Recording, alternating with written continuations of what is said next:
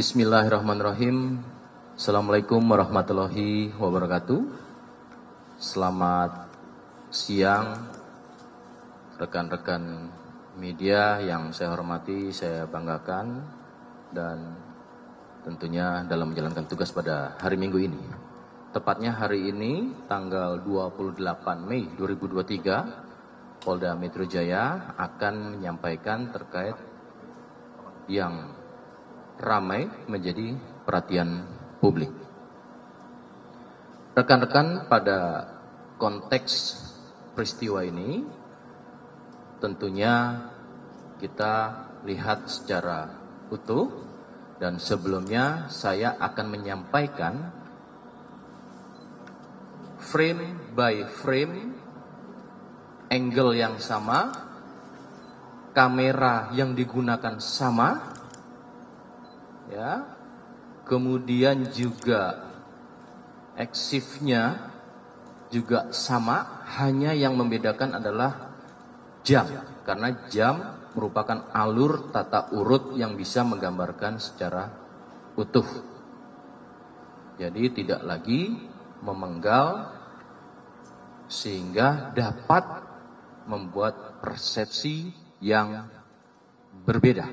Namun sejauh ini Polda Metro Jaya sudah konsisten dan komitmen dari awal terhadap kasus ini dikawal oleh rekan-rekan sejak pertama.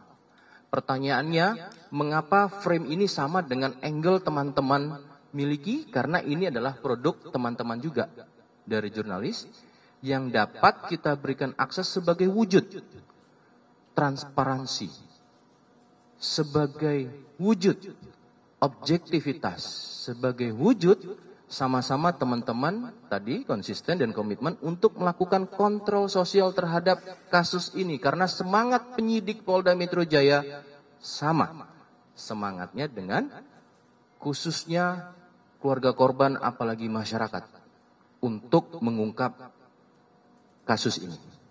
Baik, kita mulai. Ini sebelum MDS menggunakan borgol kabel tis. Perlu saya sampaikan, ini adalah di ruang siaga penjagaan Direktorat Tahanan dan Barang Bukti yang suasana situasi bisa saya jelaskan baru keluar dari sel tahanan. Tentu di dalam sel itu para tahanan tidak menggunakan borgol kabel tis ataupun terkekang dalam fisiknya, tetapi batasannya pada ruangan sel. Ya, silakan kita buka. Ini rekan-rekan baru ketika keluar. Ya. Lanjut. Dia sudah melihat kamera. Tetapi tidak dengan serta-merta sesuai dengan frame satunya nanti berikutnya menggunakan. Artinya dia tidak karena tertangkap kamera kemudian menggunakan. Ya, lanjut. Pada posisi ini yang beredar durasi ini, ya, silakan. Cukup? Lanjut? Dilanjutkan terus. Jadi frame by frame, jadi frame-nya banyak ya, rekan-rekan, banyak, sangat banyak frame-nya. Namun ini terkait dengan kasus di sini.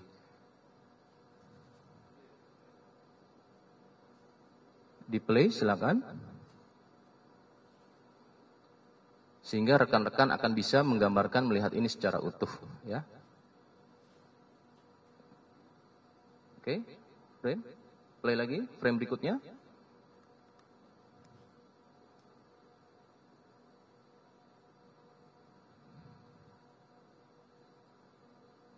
Ini pada konteks situasi yang dipertanyakan oleh rekan-rekan. Masih di dalam ruangan, nanti kita lihat, oke, sudah menggunakan kabel tis. Lanjut. Ini sudah dengan penyidik, ya, ada penyidik, artinya di bawah pengawasan Direktorat Tahti dan penyidik masih di dalam ruang siaga sel piket Direktorat Tahti. Lanjut. Kita lihat pada frame selanjutnya ini ketika diwawancara. Lanjut. Saya akan menyampaikan ketika akan keluar. Ya, ini. Oke, silakan. Rekan-rekan bisa lihat pada frame ini gambaran secara utuh apa yang ada di dalam ruangan ini. Nah, ini adalah masih ruangan Tahti. Nah, ini sel. Nah, ini piket. Ini belum keluar dari area Direktorat Tahti, ya.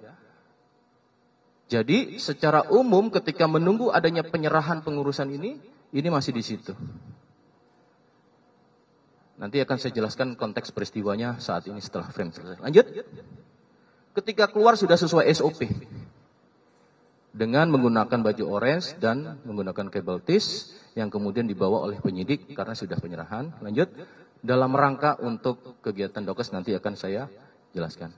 Cukup ya? Terkait konteks. Baik, rekan-rekan. Rekan-rekan media yang berbahagia, konteks peristiwa ya adalah kondisi suatu keadaan memang terjadi secara nyata dan bersifat mutlak dan absolut.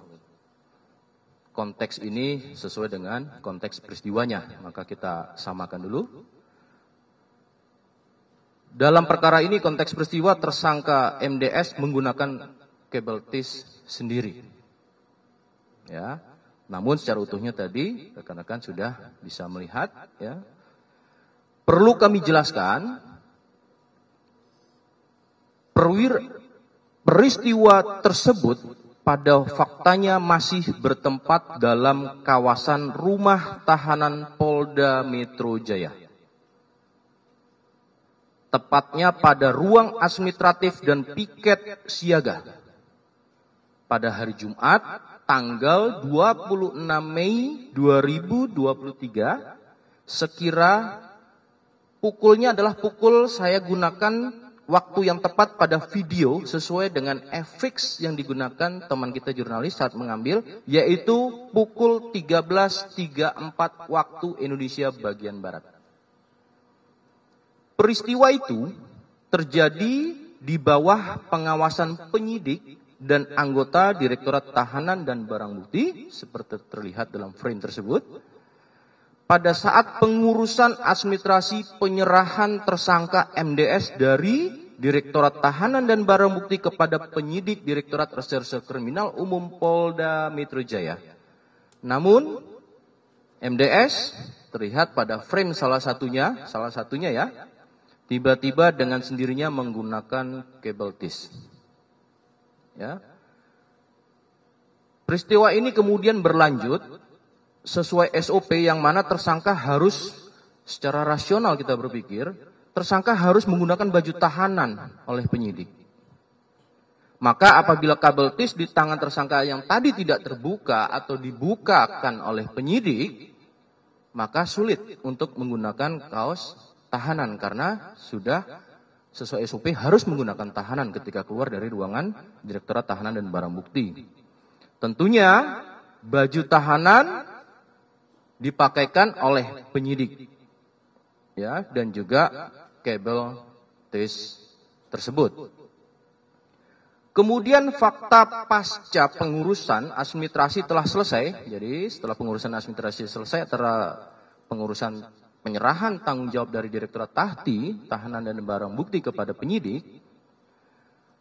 Penyidik secara SOP kemudian baru selanjutnya dapat membawa tersangka keluar dari rumah tahanan Polda Metro Jaya ke gedung BID atau Bidang Kedokteran dan Kesehatan Polda Metro Jaya.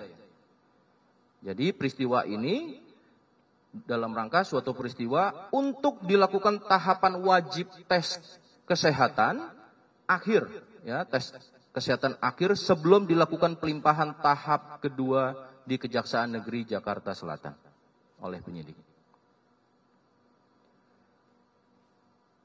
Jadi pada dasarnya sesuai aturan, ya, siapapun dalam penanganan tahanan diberlakukan prinsip equality before the law, ya, atau tiap warga negara harus diberlakukan sama di hadapan hukum.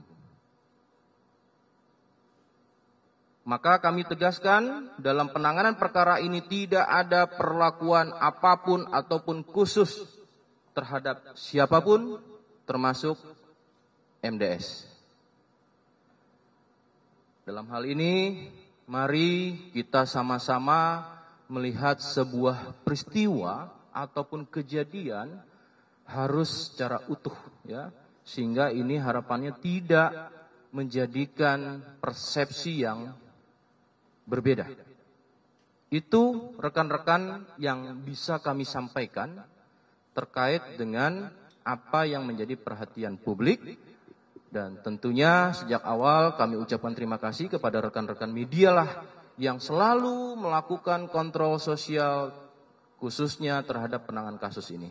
Semangat penyidik, semangat yang sama dengan harapan khususnya adalah keluarga korban untuk bagaimana dari mulai mengungkap sampai dengan memproses dan kemudian saat ini sudah dinyatakan lengkap oleh kejaksaan, maka sudah dilimpahkan pada tahap kedua, tepatnya pada hari Jumat tanggal 26 Mei 2023. Itu rekan-rekan yang saya sampaikan. Sekiranya ada pertanyaan, kami persilakan pada teman-teman.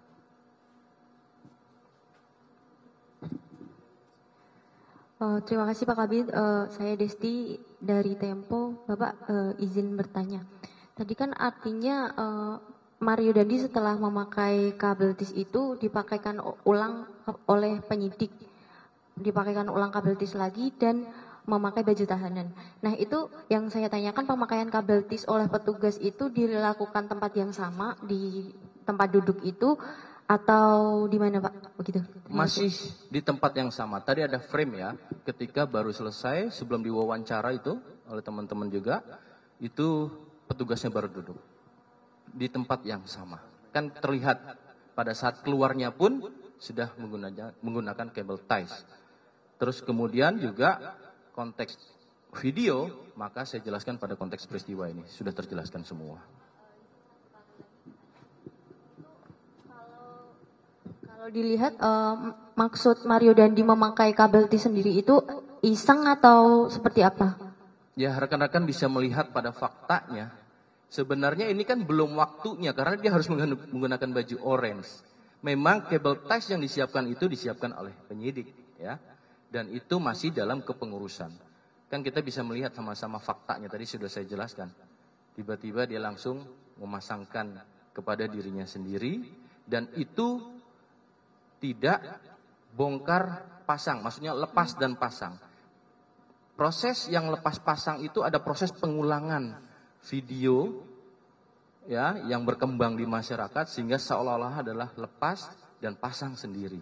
Itu yang perlu saya sampaikan. Pak, saya Valen dari Kompas TV, minta penegasan aja Pak, berarti untuk pemakaian kabel tis dan juga baju orange itu semuanya dipakaikan oleh penyidik, nggak ada yang kayak Mario pakai sendiri gitu ya Pak ya? Harus dipakaikan oleh penyidik.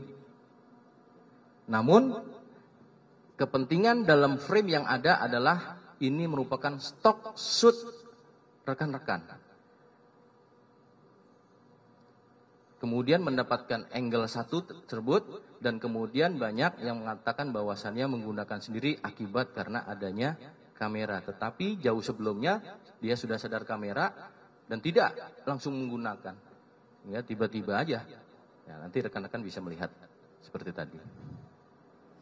Ya, Pak izin, saya Leo dari TV One. Saya mau bertanya Pak perihal tentang video yang penggunaan kabel tis itu. Apakah itu memang secara SOP itu dibiarkan diletakkan di depan MDS atau seperti apa? Dan kemudian kedua, kita pengen mengetahui bahwasannya kan di sini kita hanya melihat video sekilas yang beredar ya Pak ya. Kita tidak bisa kita tidak tahu tentang video yang secara terperinci seperti ini. Namun ketika dilihat dari video yang beredar itu kan memang di sini terlihat sekali bahwasannya memang yang pertama, apakah tersangka MDS ini memang sengaja untuk melakukan itu karena dia tahu bahwasannya dia menjadi konsumsi publik. Karena kan kita tahu juga bahwasannya kasus ini Bahkan sampai ke korbannya sendiri pun, keluarga korban sendiri pun sampai menyerahkan semuanya. Ya udah, anggap aja dia tarik dia menjadi salah satu kick off itu yang sempat juga beredar di sosial media. Dan yang kedua kemudian, apakah memang dari pihak penyidik kemudian mengetahui tentang si pelaku MDS ini itu menggunakan atau memegang si kabel tis yang memang secara SOP itu mungkin, kita tidak tahu ya, mungkin itu tidak diperbolehkan kepada tersangka untuk menggunakannya terlebih dahulu karena ada SOP sebelumnya menggunakan baju tahanan dulu baru kemudian nanti dipasangkan oleh penyidik seperti itu. Gimana Pak untuk lebih secara detail lagi supaya kita masyarakat juga bisa melihat dari membandingkan dengan video yang secara terperinci ini dengan video yang beredar di sosial media. Terima kasih Pak. Iya, jadi pertanyaan satu dan kedua sebenarnya sama itu, ya, terkait dengan penegasan. Iya rekan-rekan, frame by frame, sebenarnya banyak frame ini dari teman-teman juga selaku kontrol sosial yang kita berikan akses supaya ini transparansi wujudnya tercapai. Ya.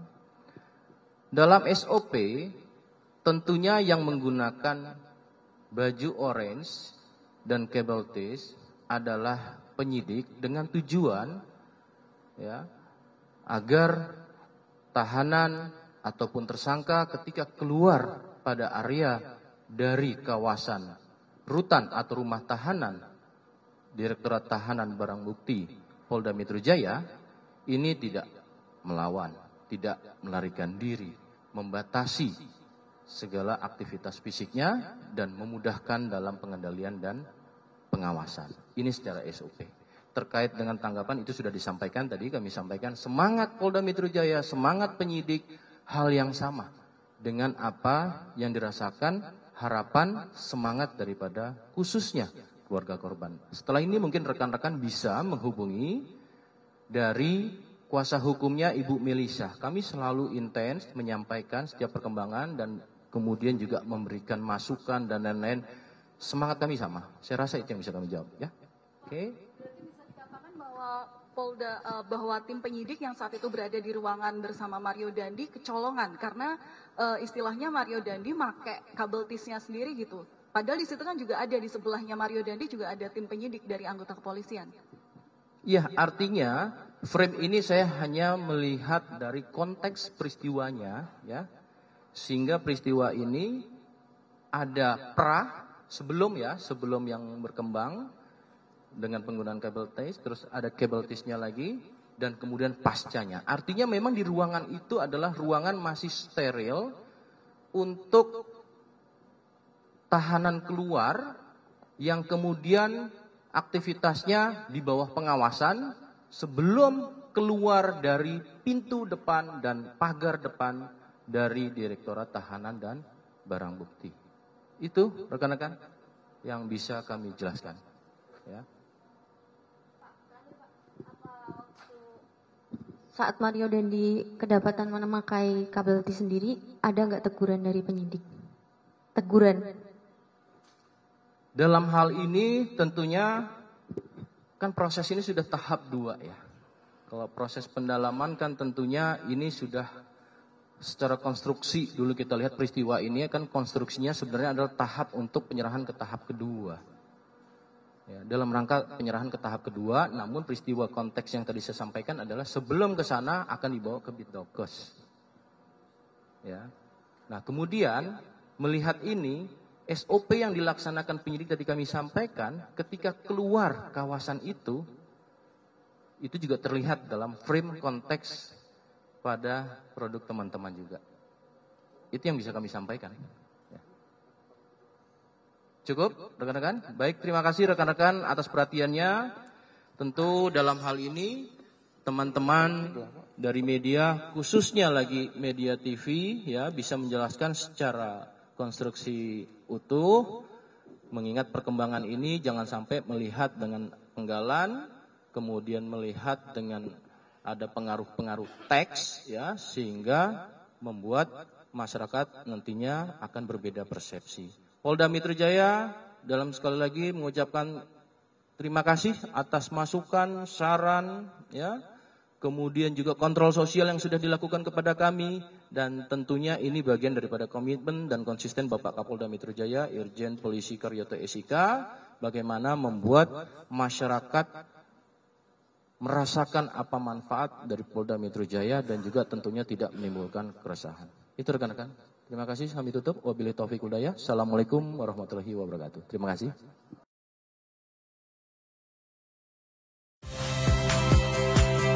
Saya Magister Tarigan.